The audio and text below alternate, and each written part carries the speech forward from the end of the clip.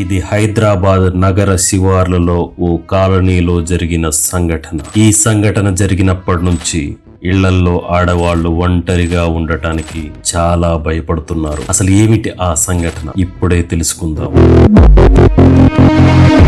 ఉదయం నుంచి అద్దె ఇంటి కోసం వెతుకుతున్న ఇద్దరు స్నేహితులు రవి మరియు మధు అద్దె ఇల్లు కోసం వెతుకుతున్నారు. ఇద్దరూ చక్కగా చదువుకున్నారు.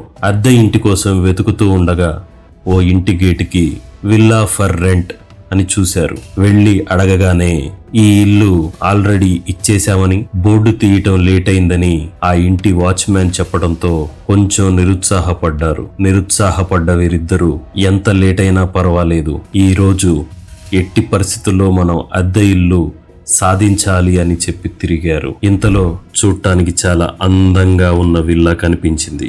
డోర్ నాక్ చేసిన కొంతసేపటి తర్వాత ఓ 50 ఏళ్ల పెద్దావిడ తలుపు తీసింది. ఇంతలో రవి, నమస్కారం అండి, ఈ ఇల్లు అద్దెకు ఉందని తెలిసి ఓనర్ గారికి కాల్ చేసి మాట్లాడాం. ఒకసారి ఇల్లు చూసుకొని మళ్ళీ కాల్ చేయమన్నారు అని ఎంతో వినయంగా మాట్లాడాడు రవి. ఎంతో పద్ధతిగా మాట్లాడిన వీరి విధానం చూసిన ఆవిడ వాళ్ళని నమ్మి ఇంటి లోపలికి తీసుకెళ్ళింది. ఇల్లును చూసి ఎంతో ఆశ్చర్యపోయారు వారిద్దరు.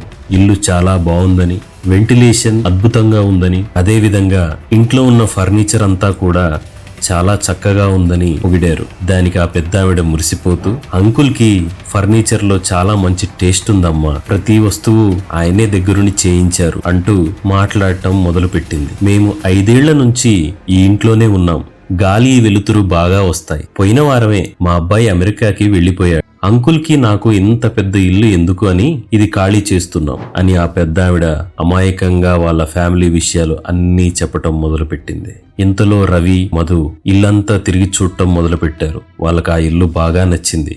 వంటగదిలో నుంచి వస్తున్న మసాలా వాసనకి రవి మతిపోయింది. తను ఆ వాసన వెతుక్కుంటూ కిచెన్ లోకి వెళ్ళాడు. అక్కడ ఆ పెద్దావిడ వంట వండటం గమనించి, వాసన అద్భుతంగా వస్తుందండి, ఏం వండుతున్నారేంటి అని అడిగాడు. దానికి ఆంటీ, అంకుల్ కి నాటుకోడి పులుసు అంటే చాలా ఇష్టం నాయన, అందుకే నాటుకోడి పులుసు రాగి సంగటి చేస్తున్నాను అని చెప్పింది. రాగి సంగటి నాటుకోడి పులుసు అంటే చాలా అద్భుతమైన కాంబినేషన్ ఆంటీ. మా అమ్మ కూడా మీలాగే నేను ఇంటికి వెళ్ళగానే నాటుకోడి రాగి సంగటి చేస్తుంది. ఏంటో ఉన్నట్టుండి మా అమ్మ గుర్తొచ్చింది ఆంటీ అన్నాడు ఆ పెద్దావిడితో. మెల్లగా ఇలా పెద్దావిడిని మాటల్లో పెట్టి ఎంగేజ్ చేశాడు. ఇంతలో మధు చిన్న సైగ చేయటంతో రవి ఉన్నట్టుండి ఆ పెద్దావిడ నోరు గట్టిగా మూసేశాడు. తను అరిచే అరుపులు ఎవరికి వినపడకూడదు కదా మరి.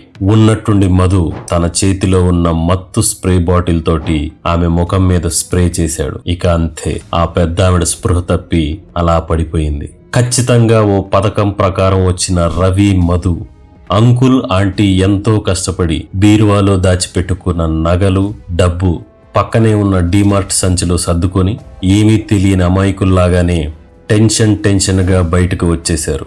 మరి వారు వచ్చిన పని కరెక్ట్ గా వర్కౌట్ అయింది. అంకుల్ కోసం ఎంతో ప్రేమతో చేసిన నాటుకోడి రాగి సంగటి మాడిపోయి మసిబుగ్గు అవటంతో మాడిపోయిన ఆ నాటుకోడి పులుసు వాసనకి పక్కింటి వాళ్ళు పరిగెత్తుకుంటూ వచ్చారు. ఆ పెద్దావిడ స్పృహ తప్పి హాల్లో పడిపోవటం గమనించిన వాళ్ళు వెంటనే తనను లేపి ఏం జరిగిందో తెలుసుకొని పోలీస్ స్టేషన్కి వెళ్లారు. ఇలాంటి మధు రవి అనే కిరాతకులు రేపు మన ఇంటికి కూడా రావచ్చు. చట్టం నుంచి ఎవరూ తప్పించుకోలేరు. న్యాయం ఖచ్చితంగా జరిగి తీరుతుంది. అది పక్కన పెడితే ఇలాంటి కిరాతకుల బారిన పడకుండా ఉండటానికి మనం తీసుకోవాల్సిన జాగ్రత్తలు ఇంకెన్నో ఉంటాయి. ఈ కథ కల్పితం కావచ్చు, కానీ ఇది ఒక హెచ్చరిక. నగరాల్లో ఇలాంటి ఇళ్లలో ఉండే ఒంటరి మహిళలే వైట్ కాలర్ దొంగలకు టార్గెట్. దయచేసి అప్రమత్తంగా ఉండండి. అపరిచిత వ్యక్తులని నమ్మకండి. తెలియని వారిని ఇంటి లోపలికి అనుమతించకండి. మీ భద్రత మీ చేతుల్లోనే ఉందని గ్రహించండి. మీరిప్పటి వరకు ఈ వీడియోని చూస్తున్నారు అంటే ఈ వీడియో ఖచ్చితంగా మీకు నచ్చిందని అనుకుంటున్నాను. దయచేసి ఈ ఛానల్ని సబ్స్క్రైబ్ చేసి ఒక లైక్ ఒక షేర్ కొట్టి మమ్మల్ని ఎంకరేజ్ చేయాలని కోరుకుంటున్నాను.